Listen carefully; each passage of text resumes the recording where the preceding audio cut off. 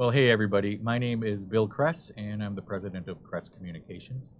And I'm here today because I'm also a patient of RevitaMaxx.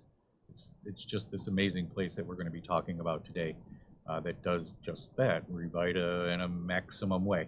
Anyhow, I'm here with Chris Forry. He heads up RevitaMaxx, and Michael Miller, the publisher of community newspapers. Nice to see you again, Bill. Thank you. So where do we begin? I could talk to you about my experiences. That's a good place to start. All right, yeah. Why don't I just do that?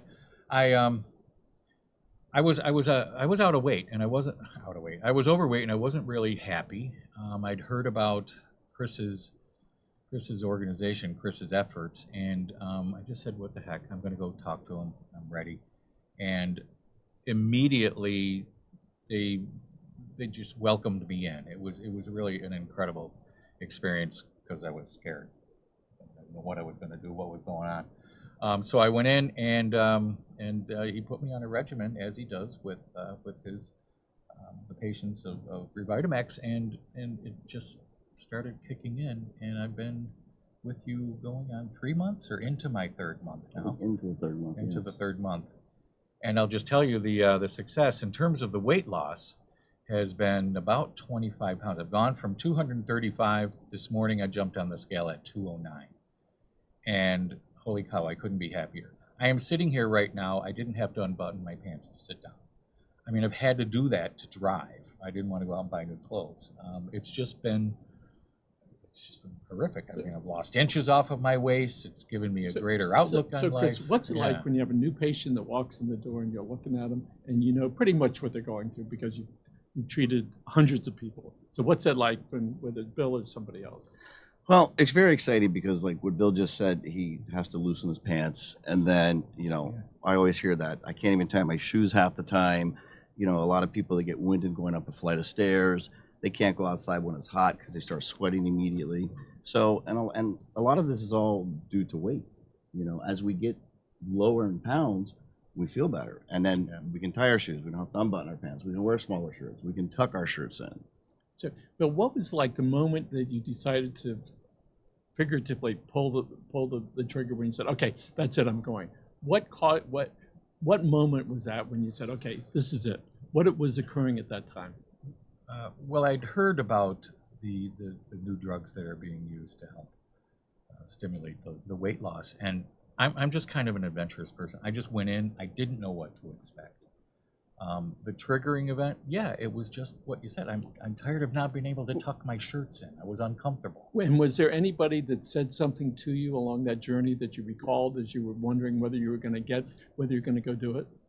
I was being coaxed by people that were saying that I was overweight, and but no, it was really kind of a personal thing. I said to myself, I'm gonna look into this because I didn't want to let everybody know. What if I didn't want to do it or if it failed? So, Chris, you're obviously very familiar when people start losing weight, it's because they were motivated to get there. But then there's also other changes that go on with somebody as they start to feel better and their clothes are fitting better. And what are some of the other changes, improvements that frequently happen? Well, I mean, their attitude completely changes because their life changes. When people are overweight, normally, and Bill, you probably agree with me, you get your joy and pleasure from what you put in your mouth. Yeah. Because you can't really do a whole lot of other stuff. So as you lose the weight and then you can begin to do other things, you start to find joy in other things. You want to go out more often. You want to go shopping. You want to go to that restaurant. You want to put a bathing suit on. And then you feel better physically, and that all turns into feeling better emotionally, feeling better mentally, thinking clearer, and life just gets better. So more or less, what percentage of people in the United States are overweight, more or less? I mean, it depends on what you consider overweight is. Probably 75 to 80%. And what percent are considered medically obese? 40 plus. So that is, 70 cents out of $1. That to me, that's $1. Yeah. That's just about everybody except for the people in the room, right? They're sitting over there watching us. So what is going on in our society that we matched up with Mexico, one of the poorest nations in this hemisphere, and they're obviously eating the wrong things, but yet we're eating the wrong things or too much of the good things. So what's going on in our communities that causes us to be overweight? I think it's a combination of being lazy, not working out, not eating properly, not taking the time to eat properly. Life just gets in the way.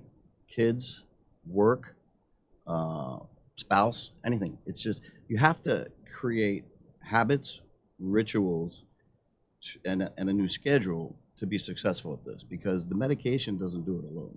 I mean, you started to work out more often. Right? Yeah, yeah. And you feel better working out more often.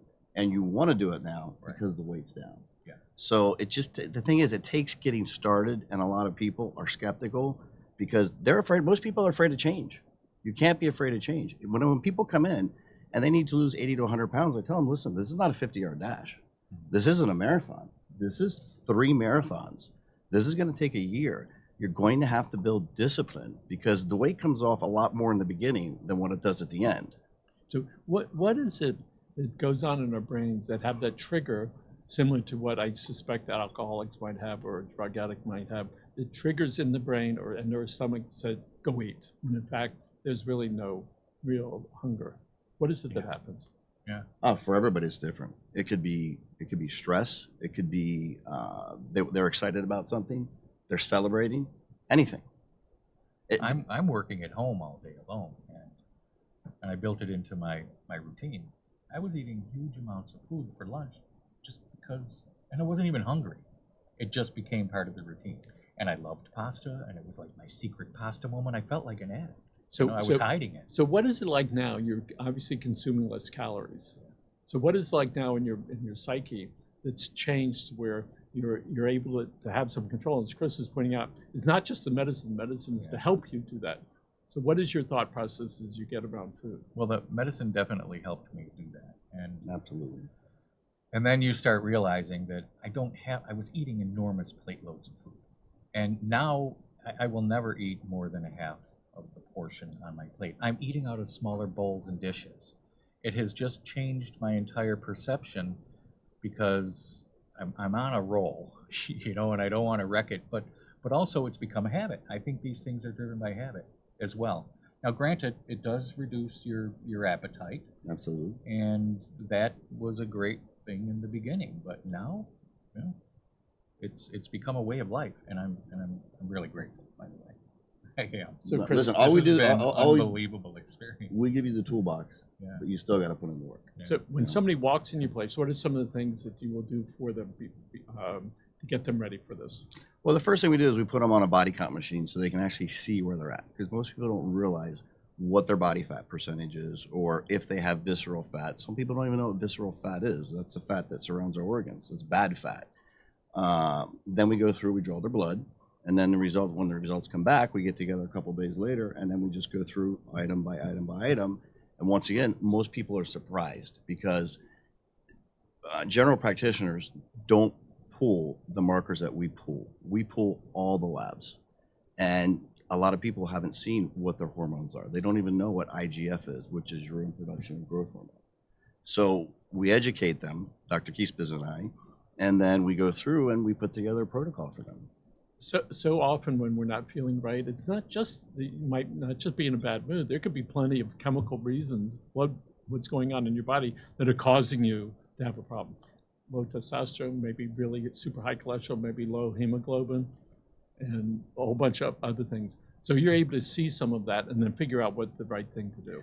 We see everything. And when people are, overweight, 30, 40, well, even 50 pounds plus, normally we see in men low testosterone scores, elevated cholesterol scores, aka lipids, and insulin resistance, which they're almost type 2 diabetic.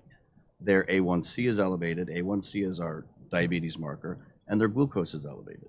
So once we work their testosterone up, if need be, therapeutically, and we get them on semaglutide, because that regulates insulin and glucose, okay? Because it slows down the food leaving your stomach, going into your digestive system. So that takes care of the A1C, the glucose. Now all of a sudden they have some testosterone, they have a little more energy. They're actually able to metabolize fat, to lose the weight. They feel better, they sleep better, which, by the way, sleep is the biggest proponent of energy. There's no pill.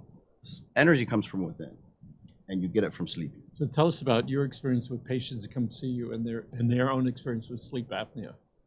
So for I'll give you an example, I had a guy I'll never forget. He lost a pound a day, and by day 15, he was able to take off his CPAP, and he wasn't even snoring. So he was super excited. Most people, they don't understand how important sleep is. Sleep is when our neural pathways repair themselves. Sleep, once again, I just said a minute ago, is where we get our energy from. Sleep is everything, and we truly do need, I mean, we all think we can survive on 4 or 5 hours of sleep, which I do once in a while too, I'm guilty of.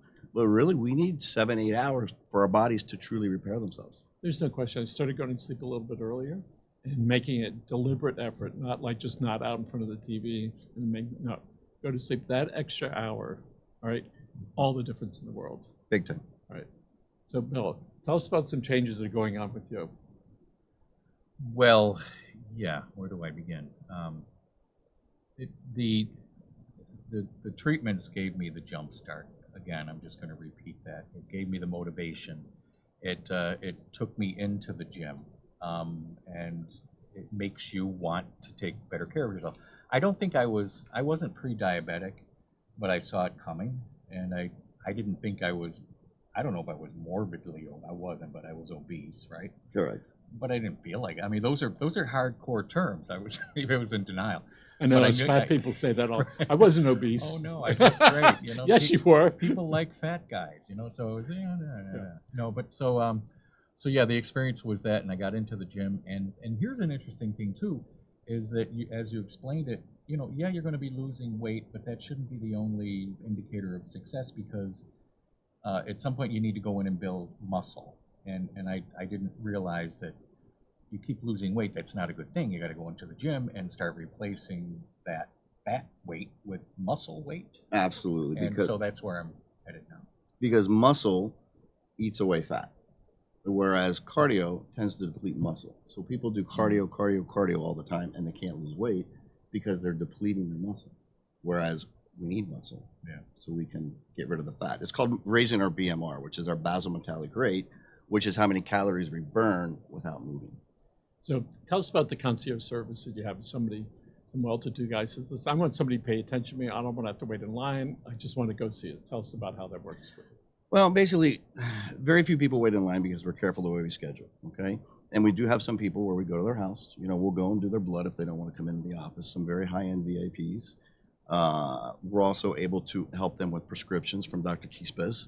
You know, they have our personal line, so if they need a prescription quickly, they can call our personal line, well, our business line, and then I can have them a prescription the same day for something that they need. That's concierge. And a certain percentage of your patients might be covered by health insurance. Tell us about that. So we have a lab that accepts health insurance, 90% of them, although the meds are all self-pay. Now, if the individual needs a certain medication that they qualify for, like if some people actually qualify for semaglutide, I'll give them a prescription for that. But we are 95% cash pay. Mm-hmm.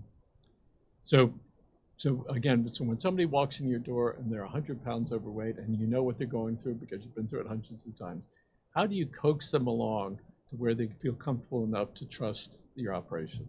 That's a great question. So 40% of what we do is motivation, okay? Because we communicate with our patients on either a weekly or a bi-weekly basis, some monthly once they're on autopilot. But people need to be motivated. They need to understand that this is a process. They have to build new habits. They have to have new rituals. They have to change their schedule. They have to get disciplined. When somebody walks in your place, that's not their first stop. They've probably been over the last 10 years trying to figure out what to do. And so this, in some cases, that might be their last stop before they give up for a while. Normally we're the last line of defense, okay? And when people come in, and I ask them, I'm like, listen, are you ready to do this? Because if you're not in the right place. You have to make a decision. And I told you the same thing, Bill. Yeah. You know, you have to be ready. You have to be determined.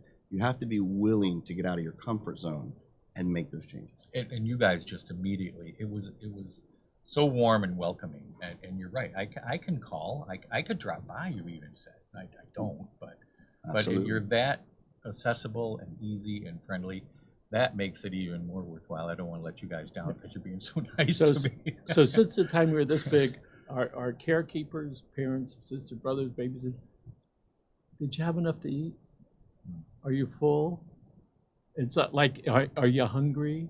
Like, it would be a shame if anything other than that occurred. It's like, so here we grow up with that thought that you have to be full and you have to do this. And would you like some dessert? Do you have more room? Here's four forks or spoons for dessert.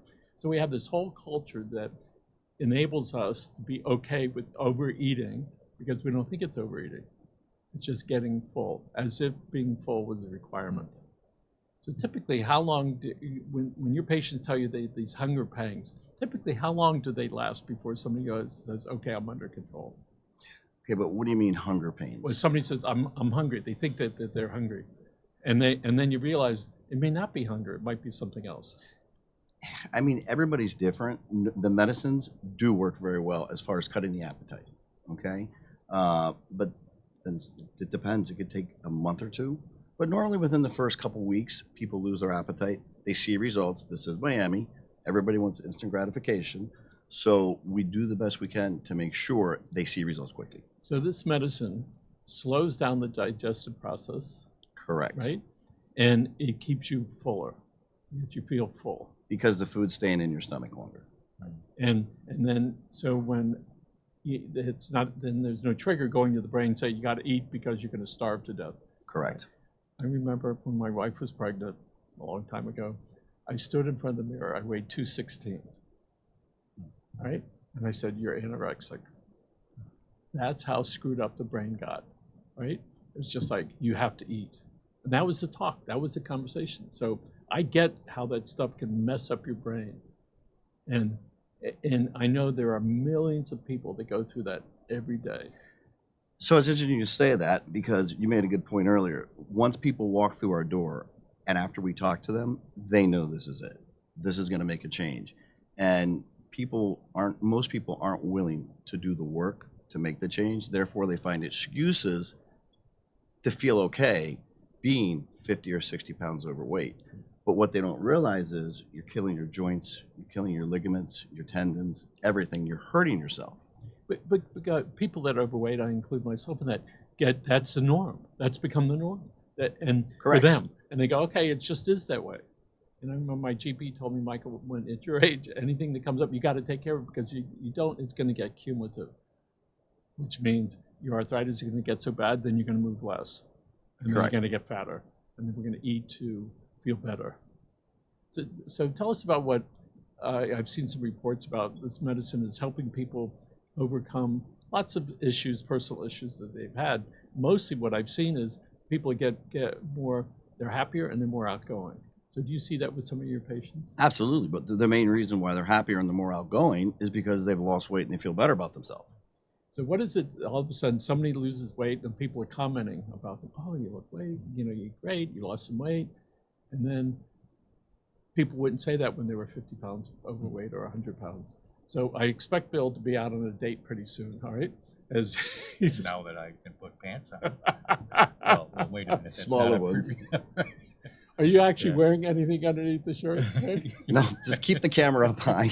Right. Okay. So there are other services you do besides help people lose weight, Chris. So what are some of the things that you're able to offer to people? Well, I mean, with weight, we have a lot of people that come in. They literally, we've had people that were almost like psychiatrists because they just, husband and wives will talk about what the husband's doing to the wife and vice versa. So as we get them losing weight and keep them motivated, we teach them. We write diets for them. I even work out with some of my patients. I'll have them come to the gym with me, and I don't charge. It's just say, hey, I'm working out. Come on, I'll help you out. Yeah, you did offer that. Yeah. I'm And gonna take you up. we do everything we can to keep them moving forward because it is a process and it's not an easy one. And how often do couples wind up working together when it started with just one? Is it frequent that the husband goes, okay, let's try to do that together? It's almost always the wife that comes in first. And then 2 months down the road, she's got great results. And then all of a sudden, the husband comes. But the husband doesn't want to come because he doesn't want to admit he has a problem. But now all of a sudden, his wife has lost 30, 35 pounds, and she's looking hot. And now he's like, I better get my butt in gear too.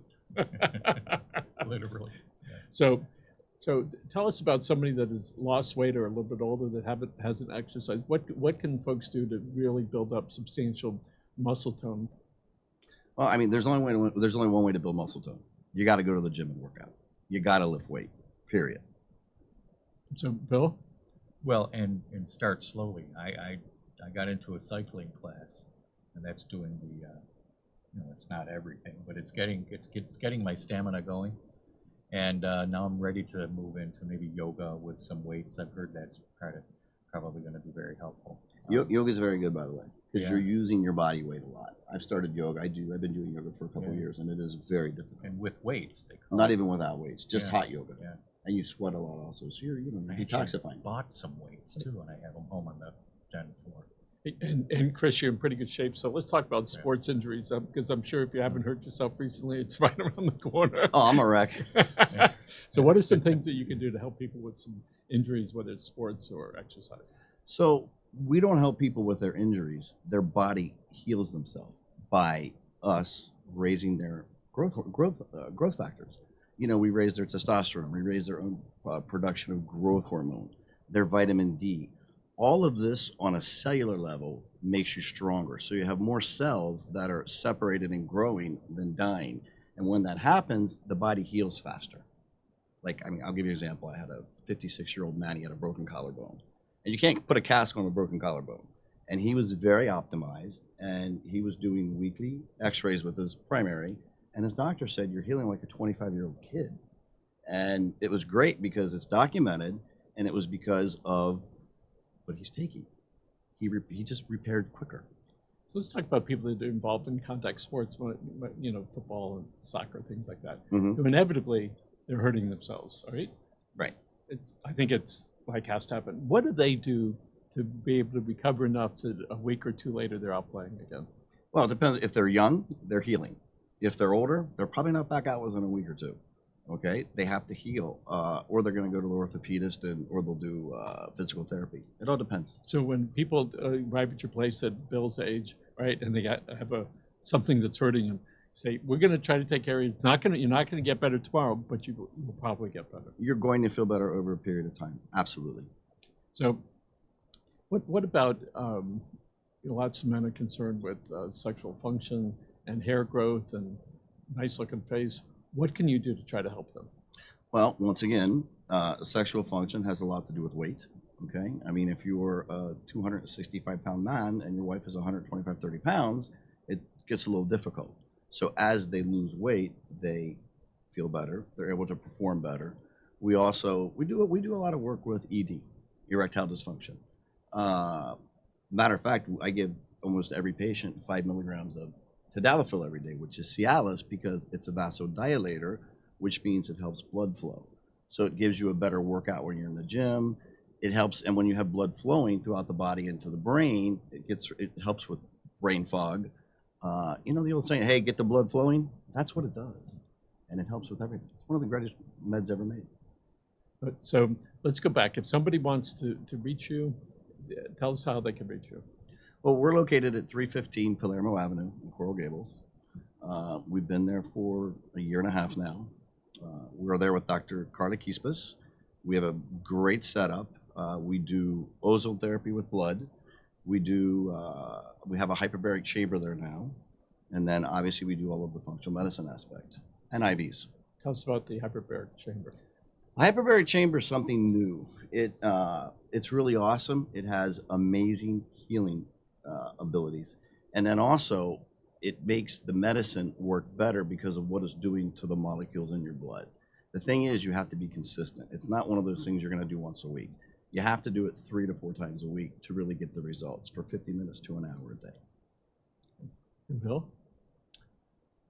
Yeah, I just want to add that it's an investment in time and energy and cost as well. Once you make that investment, it is a motivating factor as well, and that has served me well.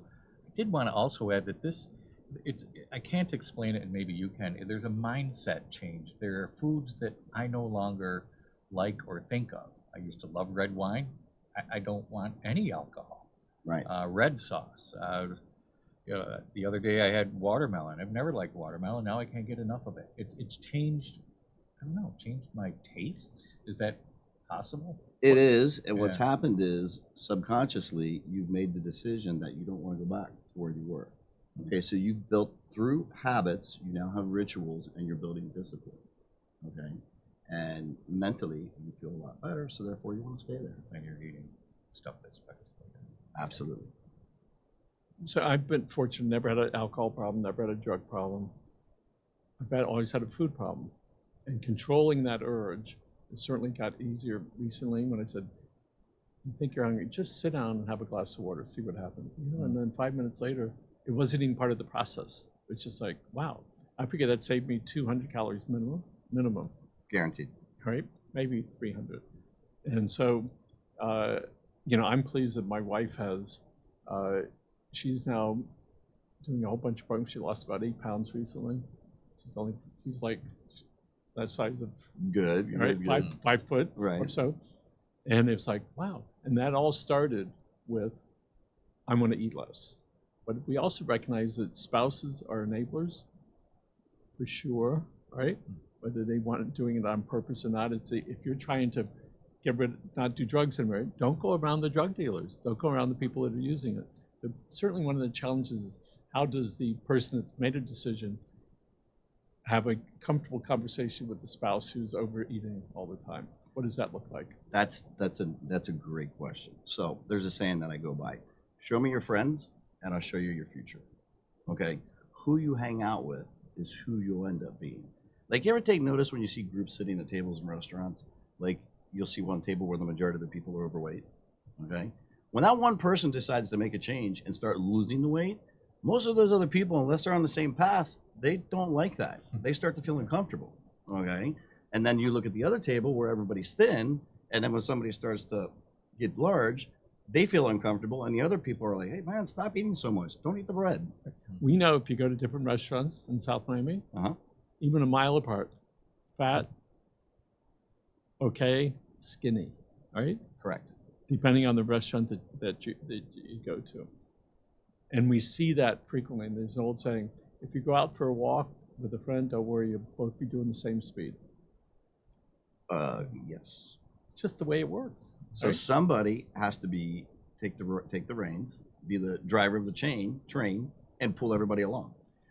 So I see that Weight Watchers and Noom and Jenny Craig has been going through this massive change, right? Because as people have made some decisions, they want to try something new. We know that tens of millions of people, I think, are taking these type of medicines now. Correct. I think all the clothes stores and Amazon and everybody is pretty happy with all the clothes that are being purchased, and all the charities are happy too. Absolutely. So what is it? Let's talk about what does America look like in a couple of years as far as weight? What as you look forward, what it's going to look like as far as again weight? Wow, life changes. You know, people don't realize what they can do in the long term and how much better they feel. I mean, at one point, I used to weigh 227 pounds. I had elevated lipids. I had issues with triglycerides in the past, and my life insurance policies were always high because of that. Now, because now I'm 180, single-digit body fat, I can't get my cholesterol score over 185. It's a whole different mindset. I do different things now. And more productive.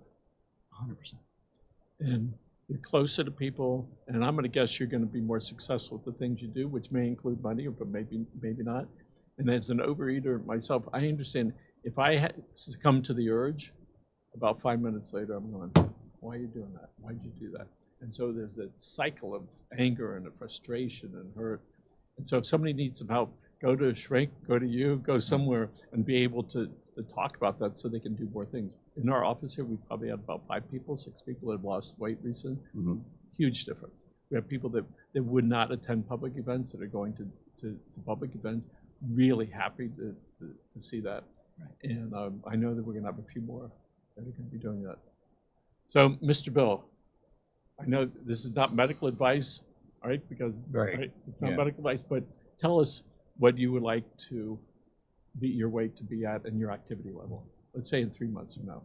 Okay. Yeah. There we go, Chris. Commitment time. 3 months ago, it was 235. All right. My first goal was 212.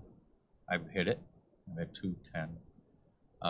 And the optimal weight for someone my age and height is a little lower than I really want to go. It's like 157 pounds. I want to get down to maybe 185. That's where I was coming out of high school. It's where I was in college. It just stayed there forever. If I could get there, that would be an amazing thing. And how do you process it in your brain that this guy that was 240 pounds could be 185? How does that work in your brain? Well, when you helped me set those benchmarks, sir, I was like, I'm not going to make it. 212, I'm there. So now I can believe that I'm going to get below 200 and I'm going to get down to 185. It's just a matter of time. And you have all your friends saying, "Oh, Bill, you look so good." It's starting. Well, they're saying, I don't know, it's look so starting. good, but Yeah. And I have a partner that brings home, tiramisu. He's on a different track. He's working out. He's not doing this. So yeah, it does help if you have a partner that's working toward the same goal. We're not doing the same thing, but he'll show up with tiramisu as his. I don't even want it. It isn't willpower. I just don't want it. I'm full. I don't need it. It's truly amazing. That was never the case. Well, we know that it takes control for ourselves, all right? And one of the things you recognize, when you feel better, the family feels better, the community feels better. So I want to thank you for helping Miami Our pleasure. getting better. Bill, Thanks, Michael. take Thank us you. out. Alrighty. You know what I failed to mention in the beginning, where should I be looking, was that if none of this is medical advice. If you really do have some questions, go to your own physician. So what we talked about here shouldn't be whatever. Yeah, it wasn't medically. Yeah. What am I saying? Somebody help me here. If you want to know more about RevitaMaxx and how to if feel you wanna better know more, about yourself yes. and it affects you and your family and your children as well. You're a real pro. Thank you, Chris, Michael. thank you for everything. Appreciate it. Michael. Bill, as always, thank you for your Yeah, friendship and and thank for you, the great Chris. work that Yeah, you do. good You're stuff. doing a great And job. we want to thank Thank you. Lorenzo for producing the show. And if you're a young person and need to make some contributions for your community hours, what's the website where people can find out where they can do that? volunteermiami.org. And so if you're a high school student, you can go there and you can find all local charities and you can donate some of your time there, which is a requirement. And Chris, thanks again. Appreciate it. Thank you. Lorenzo, folks, thank you for joining us. See you later.